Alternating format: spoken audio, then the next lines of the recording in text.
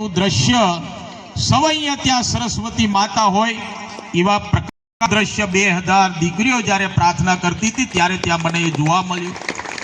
અને એ જ વખતે જ્યારે મેં ત્યાં મનોમંથન પોતે મારા મનની અંદર વિચાર ચાલતો હતો કે જ્યારે ભૂતકાળોની સરકારમાં મારે પણ પોતાને અહીંયા બેઠેલા સ્ટેજને પણ પ્રથમ ધોરણથી માંડીને માધ્યમિક, ઉચ્ચતર માધ્યમિક અને અગાઉનું જ્યારે એમને આગળનું શિક્ષણ લેવાનું થયું હશે ત્યારે આ પ્રકારની અવ્યવસ્થા સાથે, કારણ કે પોતે 10 ધોરણ સુધી ભણ્યો ત્યારે અહીંયા પાનવડ ખાતે ખાટલા વાળા ચડ્ડી અને શર્ટ વેચવા માટે આવતા હતા।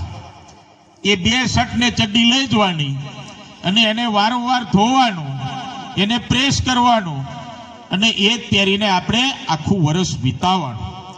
ત્યારે મારે અહીંયા બેઠેલા બધા આગેવાનોને, જે શિક્ષણ લેતા મારા નવયુવાનોને લઈ રહ્યા છે અને સમાજમાં કામ કરી રહ્યા છે એવા નવયુવાનોને પણ મારી ખાસ વિનંતી, તમે ગોઝારિયા જેવી શાળાઓમાં તમે જઈ આવજો। માતા પિતા સવારે માંડીને ખેતી કામ કરતા હશે, મહેનત મજૂરીએ જતા હશે, પરંતુ આપણા દીકરી સારી વ્યવસ્થામાં પુસ્તકથી માંડી જેમ અન્ય સમાજની દીકરીઓ હોય એવા પ્રકારે સાહેબ ફૂલ જેવી મારી કોમળ દીકરીઓ ત્યાં અભ્યાસ લઈ રહી છે। સરકારની પૂર્ણ વ્યવસ્થા સાથે એ પણ દેશના પ્રધાનમંત્રી નરેન્દ્રભાઈ મોદી સાહેબના આશીર્વાદ, રાજ્યના સન્માન્ય મુખ્યમંત્રી ભૂપેન્દ્ર પટેલ સાહેબના આશીર્વાદોના કારણે અને આ ભારતીય જનતા પાર્ટીની સરકારના કારણે શક્ય બન્યું છે।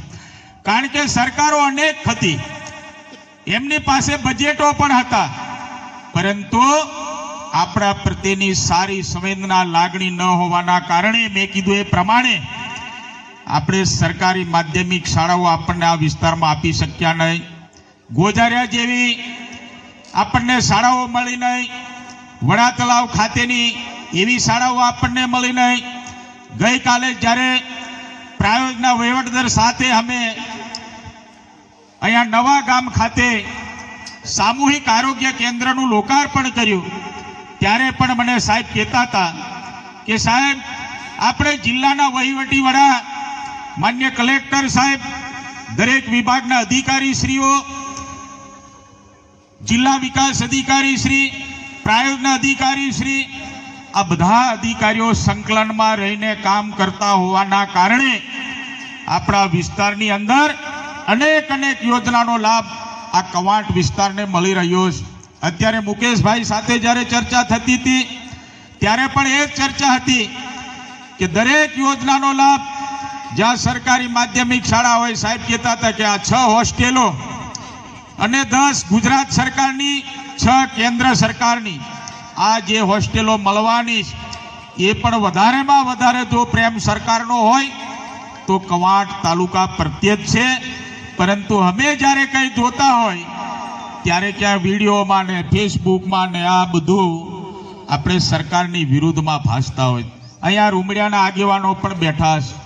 રૂમડિયા ગામ માટે પણ જ્યારે આપણા આનંદીબેન પટેલ મુખ્યમંત્રી હતા ત્યારે આ રૂમડિયા ગામે હેલિકોપ્ટર ઉતરાણ કરીને રૂમડિયા ગામે શાળાઓની વ્યવસ્થા, ખૂબ સારી વ્યવસ્થા બને, સારા બિલ્ડિંગો બને, ત્યાં વિદ્યાર્થીઓ રહીને અભ્યાસ કરી શકે એના માટે રાજ્યના સન્માન્ય મુખ્યમંત્રી આનંદીબેન પટેલ સાહેબ હતા ત્યારે એમના કર કમળો દ્વારા આપણે ત્યાં એનું ખાતમુહૂર્ત કરાયું ને અત્યારે આપણે ત્યાં જોઈ રહ્યા છે કે શાળાઓ પણ છે, સાથે સાથે હોસ્ટેલો પણ છે। આ બધી પૂર્ણ વ્યવસ્થા સાથે આપણા આદિજાતિ બાળકો ત્યાં શિક્ષણ લઈ રહ્યા છે। ત્યારે આ વિસ્તારમાં શિક્ષણની જ્યોત માટે આપણે બધાએ ખભા મિલાવીને આપણા બાળકો શિક્ષણ લઈને ખૂબ આગળ વધે એવા આશીર્વાદો આપણે એમને આપવાના પણ છે, સાથે રહીને આપણે કામ પણ કરવાનું છે। કારણ કે ભૂતકાળોની સરકારમાં આપણી પાસે વિજ્ઞાન પ્રવાહની શાળાઓ નહોતી, સાયન્સનું શિક્ષણ નહોતું, એટલે આપણા વિદ્યાર્થીઓ ડૉક્ટર, એન્જિનિયર બની શકતા નહોતા। પરંતુ દેશના પ્રધાનમંત્રી નરેન્દ્રભાઈ મોદી સાહેબ રાજ્યના મુખ્યમંત્રી હતા ત્યારે એમણે ચિંતન ને મનોમંથન કર્યું. આદિજાતિ વિસ્તારના બધા ધારાસભ્યશ્રીઓને એકત્રિત કરીને એમણે માર્ગદર્શન આપ્યું કે તમારા આદિવાસી બાળકો કેમ ડોક્ટર એન્જિનિયર ના બની શકે, એના માટે આપણે શું બધા સાથે મળીને કરવું જોઈએ. તો એમણે મેડિકલની પ્રવેશ પ્રક્રિયામાં આપણા બાળકો થતા નહોતા, એના માટે રાજ્ય સરકારના ખર્ચે એમણે તાલીમ અપાવી. તાલીમ અપાવવાના કારણે વિદ્યાર્થીઓને માર્ગદર્શન મળ્યું, શિક્ષણ મળ્યું. અને હવે આપણે બધે દરેક જગ્યાએ જોઈ રહ્યા છે કે આદિવાસી વિસ્તારની અંદર દરેક જગ્યાએ રાજુભાઈ ડોક્ટર સાહેબ, ફલાણાભાઈ ડોક્ટર, ફલાણાભાઈ ડોક્ટર, આ રાઠવા ડોક્ટર, આ બધું આપણે 20 થી 25 વર્ષમાં જોઈ રહ્યા છે. આવા પ્રકારનું કામ જ્યારે સરકાર, સૌ અધિકારીશ્રીઓ, ગામના આગેવાનો બધા સાથે મળીને આપણો સમાજ સંસ્કાર શિક્ષણ દ્વારા દરેક વ્યક્તિ વિચારથી પોતાના ઘરમાં સમૃદ્ધિ આવે, આગળ વધે, વિસ્તાર આગળ વધે, ભવ્ય અને દિવ્ય બને, એના માટે જ્યારે રાજ્ય સરકારના ખૂબ મોટા આશીર્વાદો આપણને પ્રાપ્ત થયા છે.